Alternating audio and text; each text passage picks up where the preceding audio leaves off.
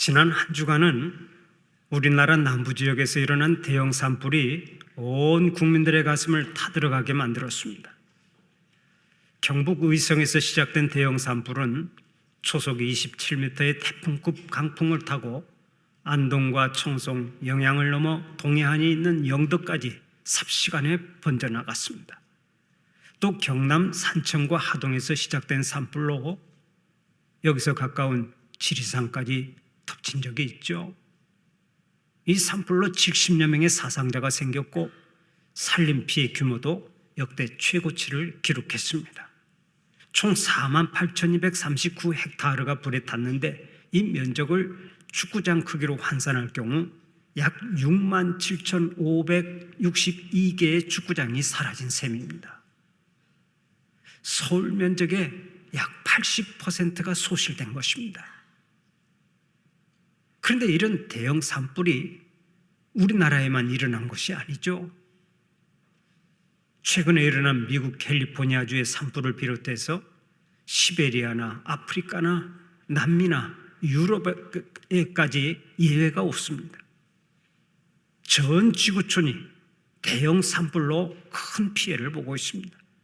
그러면 왜 이렇게 대형 산불의 횟수가 늘어나고 그 규모가 커집니까? 가장 큰 원인은 기후변화입니다. 지구온난화 현상으로 인해 1850년대 이후 지구의 표면 온도는 약 1.1도씩 상승했는데 온도가 상승하면 대기가 더 많은 수분을 증발시키면서 토양과 식물이 건조해집니다. 이러한 조건은 산불이 더 쉽게 발생하고 빠르게 확산될 수 있는 환경을 만드는 것입니다. 여기에다 지구온난화 현상으로 허리케인 같은 강풍의 강도가 더 심해졌는데 이 미친 바람이 산불 확산을 크게 확산시킵니다. 근본에도 소위 도깨비 불이라고 하는 이 미친 바람이 방향을 수시로 바꾸어서 이리저리 불어닥치면서 엄청난 피해를 주었던 것입니다. 우리가 지구를 잘 보존하지 못한 대가치고는 그 피해가 너무나 크죠. 지구촌에 사는 사람들이 미쳐가니까 지구도 몸살을 앓고 함께 미쳐가는 것입니다. 실제로 우리 주위에 미친 사람들이 얼마나 많습니까? 정신과적으로 미친 사람, 돈에 미친 사람, 권세에 미친 사람, 쾌락에 미친 사람, 인기에 미친 사람, 도박에 미친 사람, 하다못해 술에 미친 사람까지 제정신이 아닌 사람들이 많습니다.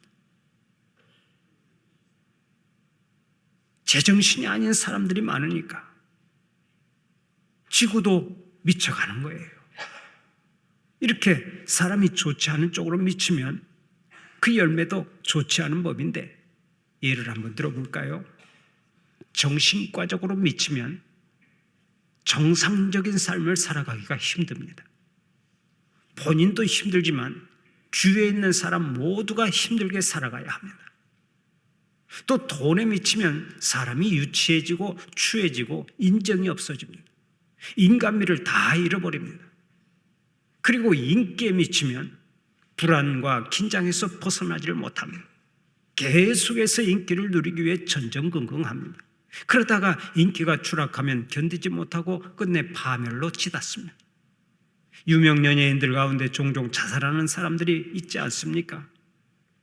인기가 인생의 전부가 되고 인기가 곧 우상이 되어버리면 그 말로가 비참해지는 것입니다. 그러므로 언제나 우리는 좋은 것에 미쳐야 합니다. 그렇지 않으면 결과가 좋지 않습니다. 술도 그렇죠. 여러분, 술에 미친 사람이 아름답고 우아하게 사는 경우를 본 적이 있습니까? 저는 이날까지 한 번도 그런 사람을 본 적이 없습니다. 술에 빠지면 동물처럼 아무 데서나 방류하고 소리를 지르고 음주운전하고 싸우는 것은 많이 보았지만 아름다운 모습은 본 적이 없습니다. 그런데도 우리나라에는 술에 미친 사람들이 많이 있죠. 우리나라가 세계 1위를 하는 것이 많은데 1인당 술 소비량 역시 세계에서 1등입니다. 술 마시는 사람이 워낙 많으니까 우리나라처럼 술 장사 잘 되는 나라가 없습니다. 통계에 의하면 우리나라 사람들이 술값으로 지출하는 비용이 1년이면 10조 원이나 됩니다. 여기에다가 알코올 중독자를 치료하는 비용 15조 원을 더하면 무려 25조 원이나 투입되는 것입니다. 대한민국이 음주공화국이라고 하는 말이 딱 맞습니다. 그러면 사람들이 왜 이렇게 술을 많이 마십니까? 술 마시는 사람들에게 물어보면 대답이 다 똑같습니다. 아이고, 이 험한 세상을 어떻게 제정신으로 살아갈 수 있습니까? 견딜 수 없어서 술을 마십니다. 영혼의 갈증으로 인한 몸부림이라는 고백입니다. 사람들은 영혼의 갈급함 때문에 술을 마시고 영혼의 갈증 때문에 나이트클럽에서 밤새도록 춤을 추고 괴성을 지르는 것입니다. 그들의 내면을 들여다보면 모두가 다 영혼의 갈증이 원인입니다. 도박 역시 마찬가지입니다. 여러분, 사람들이 왜 도박에 미쳐 사는지 아십니까? 흔히 돈 따먹기 위해서 한다고 말합니다. 그것이 틀린 얘기는 아닙니다. 비상적으로 볼 때는 맞는 얘기입니다. 그러나 근본적인 이유는 돈 때문만이 아닙니다. 돈이 목적이라면 돈을 땄을 때 그만두어야 하지 않습니까? 그런데 도박하는 사람들을 보면 돈을 따도 헤어나오지 못하고 돈을 잃어도 헤어나오지를 못합니다. 평생 도박판에서 벗어나지를 못합니다. 어떤 남자가 도박에 미쳤습니다. 밤낮 없이 도박을 하다가 어느 날 깨달은 바가 있어서 다시는 노름을 하지 않겠다고 손가락을 잘라버렸습니다. 그런데 이 사람이 얼마 지나지 않아서 또다시 발가락으로 노름을 했다는 이야기가 있습니다. 피상적으로는 돈 때문에 도박을 하는 것처럼 보입니다. 그러나 실제로는 영혼의 갈증 때문에 도박을 하는 거예요. 그래서 세계적인 문호 도스토예프스키도 이런 말을 남겼습니다. 도박을 왜 하느냐? 그것은 돈 때문이 아니라 영혼의 깊은 목마름 때문이다. 영혼의 깊은 목마름 때문에 도박을 한다는 거예요. 그러면 점치러 다니는 것은 어떻습니까? 그것도 마찬가지입니다. 통계에 의하면 요즘 점쟁이의 숫자가 40만 명을 넘어섰다고 합니다. 대한민국의 목사의 숫자가 10만 명쯤 되는데 점쟁이의 숫자는 40만 명이나 됩니다. 이는 인구 100명당 한 사람이 점쟁이라는 것입니다. 지금도 많은 사람들이 점쟁이를 찾아가는데 그들에게 왜 점을 치러 가느냐고 물으면 이렇게 대답합니다.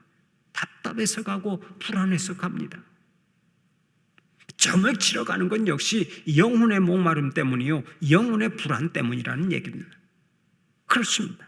인간은 영혼의 목마름을 해소하지 못하면 무언가에 미쳐서 살게 되어 있습니다. 돈에 미치든지 술에 미치든지 아니면 인기에 미치든지 무엇인가에 미쳐 살게 되어 있습니다. 그런데 그 결과는 어떻습니까? 피곤함과 불안과 갈증뿐입니다. 오늘의 세상을 보십시오. 사람들마다 타는 목마름을 해소하지 못하고 모두가 다 피곤에 쌓여 있지 않습니까? 채워지지 않는 갈증으로 쓰러지기 직전에 있습니다. 하나님은 일찍이 아모스 8장 12절 13절을 통해 이렇게 말씀하신 적이 있습니다. 사람이 이 바다에서 저 바다까지 북쪽에서 동쪽까지 비틀거리며 여호와의 말씀을 구하려고 돌아다녀도 얻지 못하리니 그날에 아름다운 처녀와 젊은 남자가 다 갈아여 쓰러지리라. 이 말씀은 바로 오늘의 시대를 두고 하는 말씀입니다. 세상에 나가보면 수도 없이 많은 사람들이 어디론가 행선지를 찾아갑니다. 겉으로 보기에는 아무런 문제가 없는 듯합니다.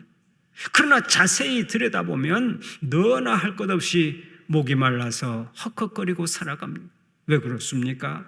모두가 죄로 말미암아 부패한 본성을 가지고 태어나기 때문입니다. 이 부패성은 육신의 욕심을 자극해서 먹고 싶어하고 갖고 싶어하고 즐기고 싶어하고 높아지고 싶어하고 공격하고 싶어하는 갈증을 유발하는데 이 갈증의 뿌리에는 하나님을 거역하는 죄가 도사리고 있습니다. 하나님을 거역하고 하나님으로부터 멀리 도망가 있기 때문에 이런 증세가 일어나는 거예요.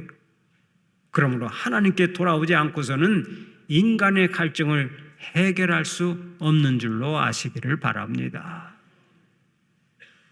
로버트 키요사키가 쓴 부자 아빠, 가난한 아빠라는 세계적인 베스트셀러가 있습니다. 그 책의 저자 로버트 키요사키는 부자 되는 것이 아주 간단하다고 말합니다. 부자가 되려면 부는 축적하고 빚은 청산하면 된다 하고 말을 했던 것입니다. 그런 말은 저도 하겠는데요.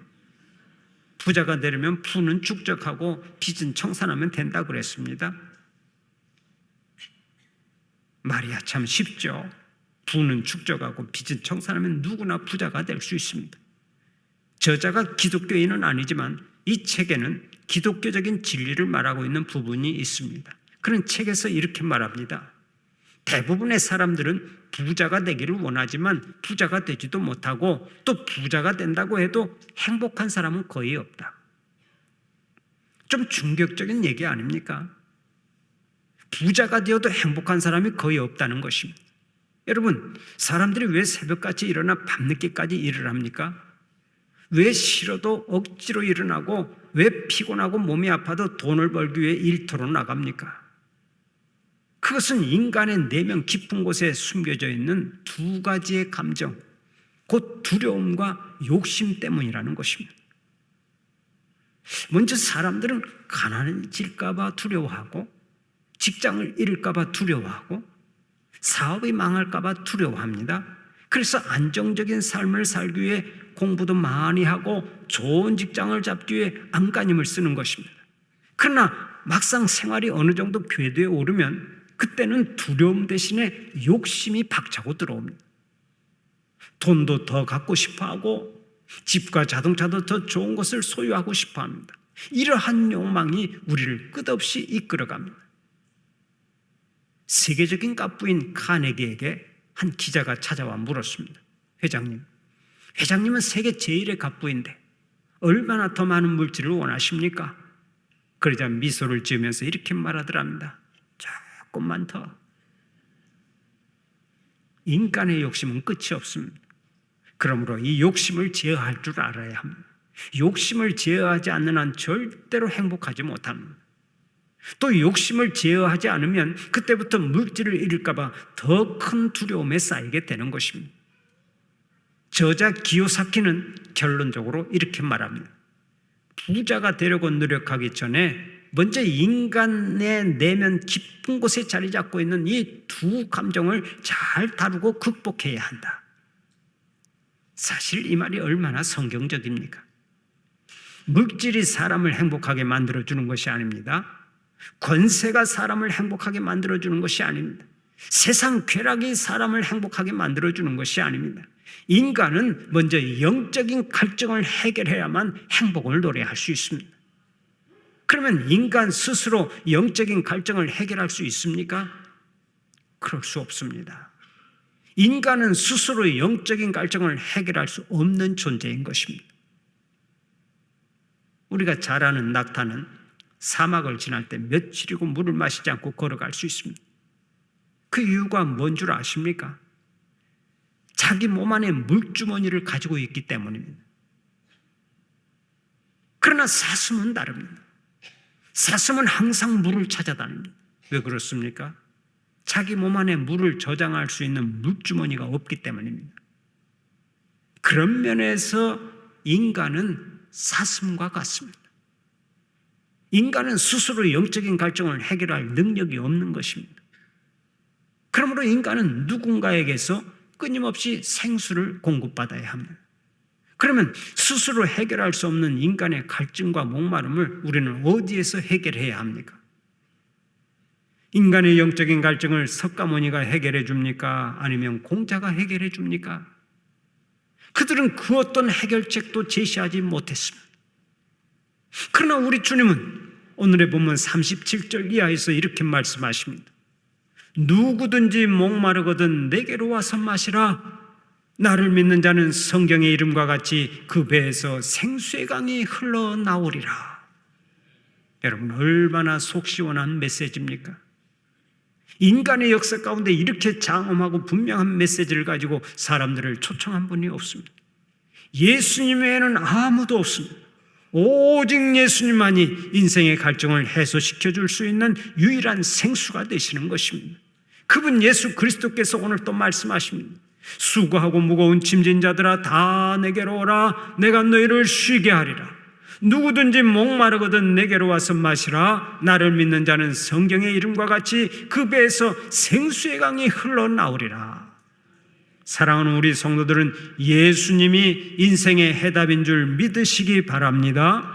예수님이 영원한 생수가 되시는 분인 줄 믿으시기 바랍니다. 예수님은 부자만 오라고 말씀하시지 않습니다. 잘난 사람만 오라고 하시지도 않습니다.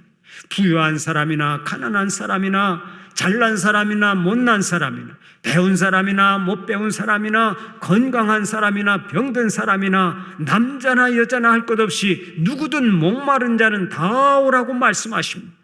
이것이 주님의 놀라운 은혜인데 이 놀라운 은혜를 우리가 이미 받은 줄로 믿습니다.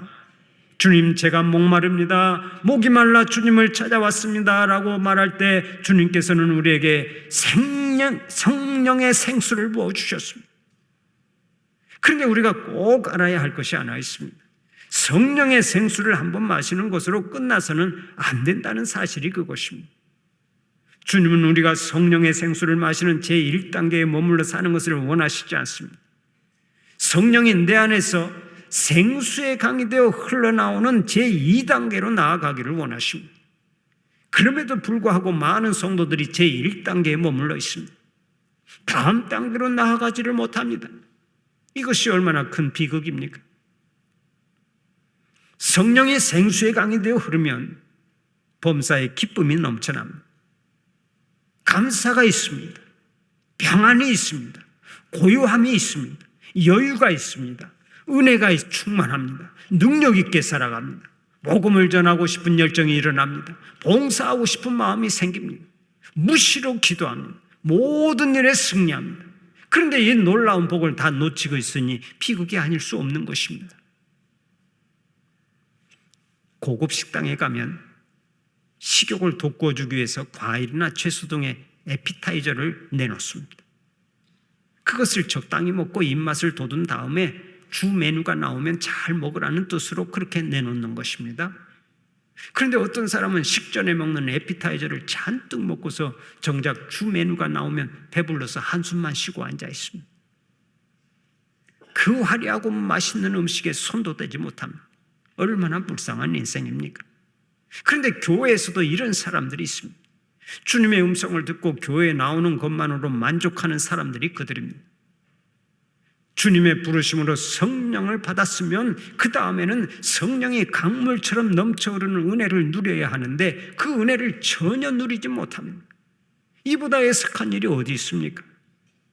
성령을 받은 것으로만 만족하지 말고 여러분의 심령에 성령의 생수가 강물처럼 흘러내리시기를 간절히 축원합니다. 그러면 어떻게 해야 그 복을 누리며 살 수 있습니까? 어떻게 하면 성령의 생수가 넘쳐나겠습니까? 오늘은 그 비결을 찾아보며 함께 은혜를 나누고자 합니다. 첫째로 성령님을 사모해야 합니다. 성령의 생수가 강물처럼 흘러나오기를 원한다면 좀 더 힘있게 흘러나오기를 사모해야 합니다. 사모하는 심령 속에 성령의 생수가 넘쳐 흐르는 것입니다. 제가 어린 시절만 해도 실내 수영장이 없었습니다. 그래서 자주 개울가에 나가 수영을 하고 물고기도 잡고 친구들과 이런저런 장난을 치며 놀았습니다. 그 중에서도 개울물을 다른 곳으로 끌어오기 위해 고랑을 파는 놀이를 한 적이 많았습니다. 돌을 치우고 땅을 파서 양쪽에 자그마한 뚝을 만들어 놓으면 그곳으로 개울물이 금방 들어오곤 했습니다. 그러면 큼지막한 웅덩이를 파서 그 물을 모으고 거기서 또 도랑을 만들어 물이 흘러가게 하곤 했습니다. 도랑을 만들고 웅덩이를 파주기만 하면 금방 물이 가득 찼습니다. 바로 이것입니다. 성령의 강물은 사모하는 사람이 길을 내는 대로 흘러들어옵니다. 성령의 강물이시여 내 감정에 오시옵소서. 성령의 강물이시여 내 지성에 오시옵소서. 내 의지에 오시옵소서. 내 영혼 구석구석까지 오시옵소서. 이렇게 간구할 때마다 성령의 강물은 지체하지 않고 흘러들어옵니다. 내 속에서 차고 넘쳐오릅니다. 그래서 능력 있는 삶을 살게 하십니다. 모든 일에 승리하게 하십니다. 사랑하게 하십니다. 예수님의 향기를 드러내게 하십니다. 지치지 않는 힘을 더하십니다. 기쁨이 넘쳐나게 하십니다. 새 집이 끝없는 기쁨을 가져다 주고 새 자동차가 끝없는 즐거움을 가져다 주는 것 같지만 그렇지 않습니다. 처음에나 쓸고 닦고 즐거워하는 것이지 금방 지루해지고 새 것을 얻었다는 기쁨 역시 금방 사라지는 것입니다. 새 집이나 새 자동차가 주는 기쁨은 잠깐입니다. 그러나 성령으로 충만하여 성령님과 동행하면 차원이 다릅니다. 성령의 생수가 내 안에 넘쳐오르면 활력을 잃지 않습니다. 세상에 알지 못하는 기쁨이 쉴 새 없이 솟구칩니다. 우리에게 감사가 넘쳐납니다. 여러분에게 이 은혜가 넘쳐나시기를 바랍니다. 어떤 남자가 자기 아내와 연애할 때 이야기를 들려주더라고요. 한 번은 비가 부슬부슬 내리는 여름날이었는데 둘이서 한 10리쯤 걸어갔다고 합니다. 그때 우산이 2개 있었지만 한 개는 접어들고 하나의 우산 밑에서 10리를 걸어갔다는 것입니다. 우산이 2개인데 왜 하나만 받고 갔느냐고 묻는 사람은 아직도 사랑이 뭔지를 잘 모르는 사람입니다. 어쨌든 옷을 다 적셔가면서 함께 10리를 걸어갔는데 희한하게도 힘든 줄을 전혀 몰랐다고 말하더라고요. 10리나 비 오는 데서 걸어갔는데 그냥 좋기만 하고 한 번 더 갔다 와도 전혀 지치지 않았을 것 같다는 고백을 했습니다. 여러분, 그 남자가 왜 그렇게 고백했겠습니까? 바로 사랑의 힘 때문입니다. 마찬가지입니다. 내가 성령님을 사랑하고 성령님이 나를 사랑하시면 우리는 어디를 가든 지치지 않습니다. 항상 새 힘이 솟아납니다. 기쁨이 넘쳐납니다. 은혜가 충만해집니다. 그래서 주님은 말씀하시는 거예요. 성령의 생수를 마시라. 오직 성령의 충만을 받으라. 사랑하는 우리 성도들은 날마다 성령의 생수를 마시기 바랍니다. 날마다 성령 충만해서 성령의 생수가 강물처럼 흐르는 역사가 있기를 바랍니다. 예수님께서 생수를 마시라고 할 때는요, 한 번만 마시라고 하신 것이 아닙니다. 오늘의 본문에서 생수를 마시라 하는 말씀이 나오는데 이 마시라 하는 말씀은 계속해서 마시라라는 의미를 가지고 있습니다.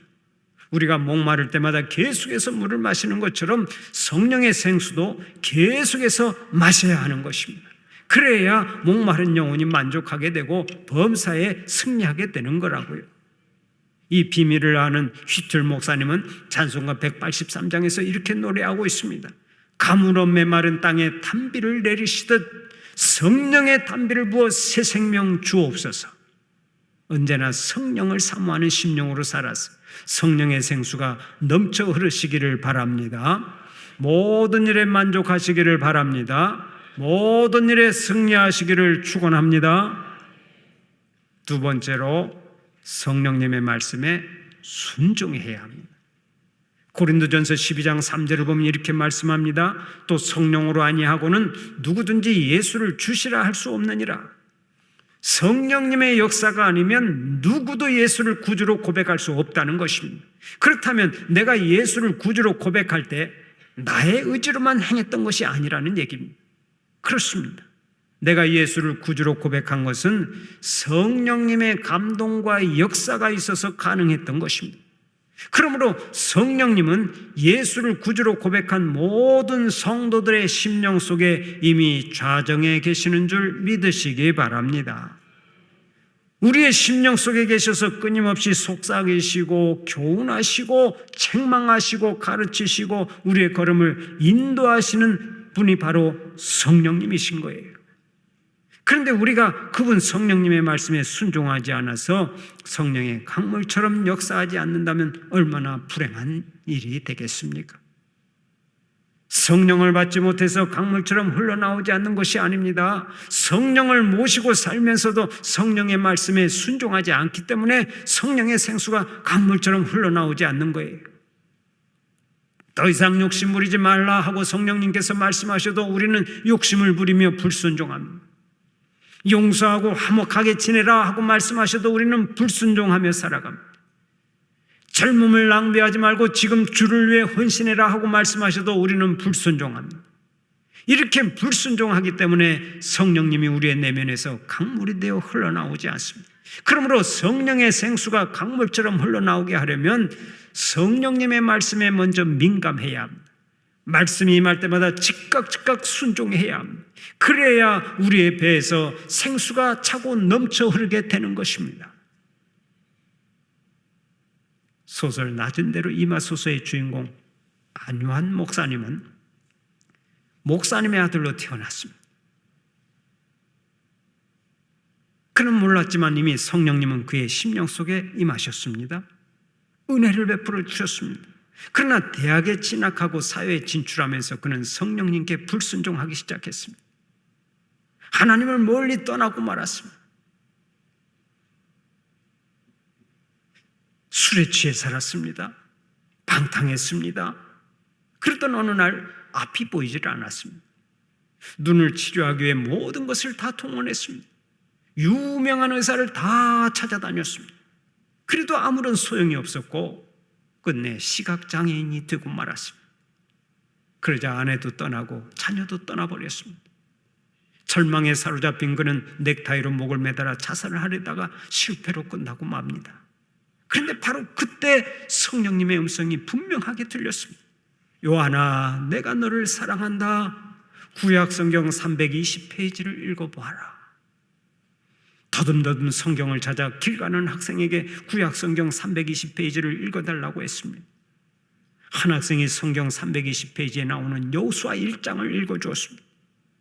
내 평생에 너를 능히 대적할 자가 없으리니 내가 모세와 함께 있었던 것 같이 너와 함께 있을 것임이니라. 내가 너를 떠나지 아니하며 버리지 아니하리니 강하고 담대하라. 그 말씀을 듣자마자 안요한 목사는 길가에서 무릎을 꿇었습니다. 깊이 회개했습니다. 잃었던 신앙을 찾았습니다. 그때부터 그는 성령님의 말씀에 아주 민감했습니다. 순종했습니다. 감사가 넘쳐났습니다. 신학을 하고 목사가 되었습니다. 그래서 지금도 수없이 많은 영혼들을 하나님 앞으로 인도하고 있습니다. 내 안에 계신 성령님의 음성에 순종하지 않으면 승리가 없습니다. 그러나 순종하면 승리합니다.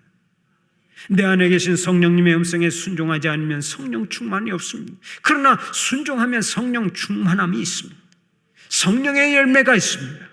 주님의 큰 일꾼이 됩니다. 무한한 복을 누리게 됩니다. 예수 믿고 성령님을 마음 가운데 모셨다고 해도 그것으로 만족하지 마세요. 성령님을 마음속에 모셨으면 이제 성령의 생수의 강이 넘쳐 흐르도록 사모하고 살아야 돼요. 성령님의 말씀에 절대 순종해야 합니다. 날마다 성령님을 사모하고 순종해서 여러분의 심령 속에 성령의 생수가 넘쳐 흐르고 항상 능력 있게 살아가고 범사에 승리하는 삶을 살아가는 여러분들이 되시기를 간절히 축원합니다.